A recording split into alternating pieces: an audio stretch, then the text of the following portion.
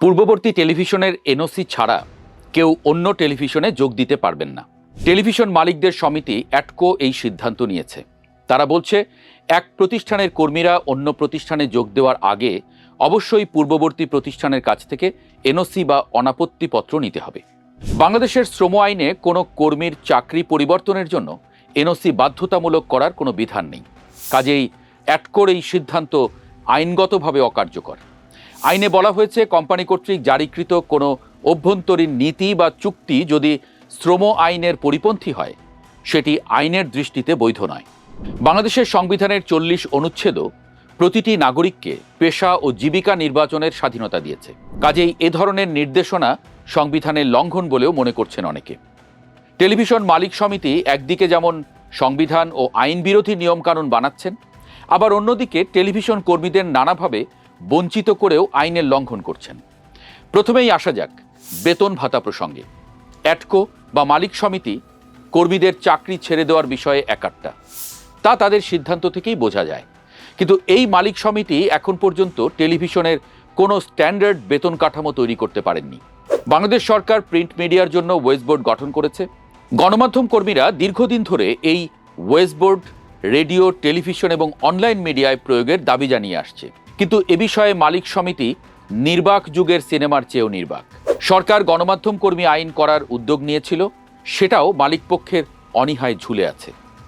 2019 সালে গঠিত নবম মজুরি বোর্ডের সুপারিশ, যেখানে ন্যূনতম বেতন ও ঈদ বোনাস উল্লেখ ছিল, তা এখনও বাস্তবায়িত হয়নি।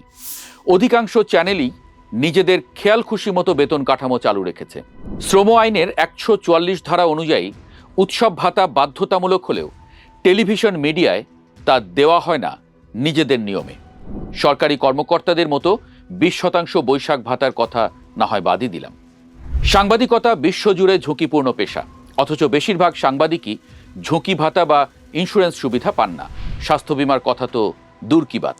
শুধু তাই নয়, কর্মক্ষেত্রে নিরাপত্তার বিধান করা শ্রম আইন অনুসারে বাধ্যতামূলক। নিরাপত্তা বলতে শুধু ফায়ার এক্সটিংগুইশার নয়, কতটুকু স্পেসে কতজন মানুষ বসতে পারবেন, তাদের কাজের জায়গার এয়ার কোয়ালিটি, প্রযুক্তিগত নিরাপত্তা সহ সব কিছুই অন্তর্ভুক্ত। এসব বিধিবিধান মানা কিংবা ইন্স্যুরেন্সের ব্যবস্থা করা কোনোটাই টেলিভিশনে নেই। অথচ টেলিভিশন মালিক সমিতির অন্য প্রতিটি ব্যবসায় কিন্তু ঠিকই ইন্স্যুরেন্স আছে। দেশ বিদেশে তাদের প্রতিটি শিপমেন্টকে ইন্স্যুরেন্স করাতে মোটেও ভুল হয় না তাদের। সব ভুল শুধু টেলিভিশনের বেলায়, অথচ তাদের সামাজিক যত পরিচিতি তার বেশিরভাগটা টেলিভিশনের কারণেই। টেলিভিশন না থাকলে তাদের অনেককেই কেউ চিনত না, চিনলেও তাদের সামাজিক গুরুত্ব অনেক কম থাকতো। মূলত এই গুরুত্ব অর্জনের জন্যই টেলিভিশন লাইসেন্স নিয়েছেন তারা। এ কারণে টেলিভিশনটিকে ইন্ডাস্ট্রি হিসেবে প্রফেশনাল করার দিকে আগ্রহী নন তারা। চ্যানেল 24-এর মালিক একে আজাদ নিজে বিষয়টি স্বীকার করেছেন। খবরের জন্য ফোন পাওয়া এবং সেই অনুযায়ী খবরের ট্রিটমেন্ট বদলানোর কথা তিনি নিজেই বলেছেন গণমাধ্যম সম্মেলনে। বাংলাদেশ শ্রম আইনে সাধারণভাবে দৈনিক 8 ঘন্টা কাজের কথা বলা আছে, কিন্তু টেলিভিশন মিডিয়ায় বাস্তবতা প্রায় ভিন্ন। ব্রেকিং নিউজ, লাইভ অনুষ্ঠান, রাজনৈতিক ঘটনা বা দুর্ঘটনার সময় কর্মীদের টানা 12 থেকে 16 ঘন্টাও কাজ করতে হয়। অনেক সময় অফিস শেষে বাড়ি ফেরার পরও অনকল থাকতে হয়। বিশেষ করে reporter, television presenter, video editor এবং পিসিআর সংশ্লিষ্ট কাজে যারা যুক্ত, তাদের যে কোনো সময় কাজে ডাকা হতে পারে। কিন্তু এই অতিরিক্ত সময়ের হিসাব বা আলাদা পারিশ্রমিক অনেক ক্ষেত্রেই থাকে না। শ্রম আইনে অতিরিক্ত সময় কাজ করালে বাড়তি মজুরি দেওয়ার বিধান আছে, কিন্তু টিভি মিডিয়ায় এটাই মিডিয়ার কাজ এমন যুক্তি দেখিয়ে অনেক প্রতিষ্ঠান ওভারটাইম ভাতা দেয় না। শ্রম আইন অনুসারে প্রত্যেক নারী কর্মীর বেতন ভাতা সহ 8 মাস মাতৃত্বকালীন ছুটি প্রাপ্য, কিন্তু বেশিরভাগ মিডিয়াতেই এই ছুটি 4 থেকে 6 মাসে সীমিত। নারী কর্মীদের কাজের পরিবেশ, টয়লেট কিংবা যাতায়াত নিয়ে হাজারো কথা বলা হয়েছে। কথা আছে নারী কর্মী যৌন হয়রানি প্রতিরোধে কার্যকর সেল গঠন নিয়েও, কিন্তু সবকিছুই যেন শুধুই কথার কথা। প্রতি বছর 30 দিন বিনোদনমূলক ছুটি এবং 14 দিন অসুস্থতা ছুটি প্রত্যেক গণমাধ্যম কর্মীর প্রাপ্য। এই 44 দিনের ছুটির জন্য কর্মীর পূর্ণ বেতন ভাতা পাওয়ার কথা। এছাড়া সরকারি ছুটির দিনে কাজ করলে সেজন্য ক্ষতিপূরণ এবং ওভারটাইম করলে দ্বিগুণ হারে বেতন পাওয়া শ্রম আইন অনুসারে প্রত্যেক কর্মীর অধিকার। প্রতিষ্ঠানে বছরের পর বছর কাজ করেও কর্মীরা জমা ছুটির নগদ অর্থ পান না। সরকার পেনশন স্কিম করার সময় সব প্রতিষ্ঠানকে কর্মীর পেনশনের চাঁদার অর্ধেক দেওয়ার নির্দেশনা দিয়েছিল, কিন্তু কোনো প্রতিষ্ঠানই বিষয়টি মেনে চলে না। এছাড়া প্রভিডেন্ট ফান্ডও নেই বেশিরভাগ প্রতিষ্ঠানে। আর কাজের মেয়াদ শেষে গ্র্যাচুইটি দেওয়ার কথা থাকলেও তাও দেওয়া হয় না। চাকুরিচ্যুতির ক্ষেত্রে শ্রম আইনে 4 মাসের বেতন কম্পেনসেশনের বিধান থাকলেও মিডিয়ায় বিনা নোটিশে চাকুরিচ্যুত করা হয় এবং 1 মাসের বেতনও দিতে অনীহা দেখায়। এগুলো আইনি বাধ্যবাধকতা। যে আইন মানে না সে আইনের দৃষ্টিতে অপরাধী, কিন্তু এই অপরাধের বিচার নেই। শ্রম আদালতে মামলা করতে দীর্ঘ সময়, খরচ ও মালিকপক্ষের প্রভাবের কারণে অধিকাংশ কর্মী ন্যায় বিচার পান না, ফলে অনেকেই ন্যায় বিচার চাইতে যান না। মালিক সমিতি অ্যাটকো এনওসি নিয়ে কথা বলছেন, কিন্তু টেলিভিশন মিডিয়ায় অনেক কর্মী এখনও লিখিত নিয়োগপত্র ছাড়া কাজ করেন।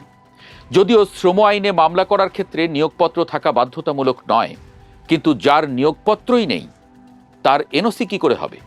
সবশেষে একটা কথা, বাংলাদেশ জার্নালিজম কনফারেন্সে চ্যানেল 24-এর ব্যবস্থাপনা পরিচালক সাবেক এমপি একে আজাদ বলেন, আমি নির্দ্বিধায় বলতে পারি আমাদের সাংবাদিকরা পুরোপুরি স্বাধীনভাবে কাজ করতে পারছেন না।